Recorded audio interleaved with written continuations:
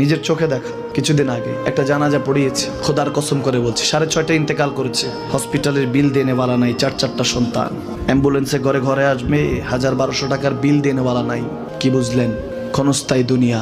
মুমিনের কম থাকলেও আমি বলি, কেউ যদি এসে বলে হুজুর একটু দোয়া করেন, খুব পেরেশানিতে আছি, আমি তার হাত চুমু খেয়ে বলি তোমাকে মোবারকবাদ, আল্লাহ তোমাকে ভালোবাসে। পেরেশানি তো মালিক দেয়, এই জন্য এটা রহমত মুমিনের জন্য। পেরেশানি দেয় যখন ফেরেশতারা বলে আল্লাহ চাইতেছে টাকা পয়সা চাইতেছে, বলে এটা কি?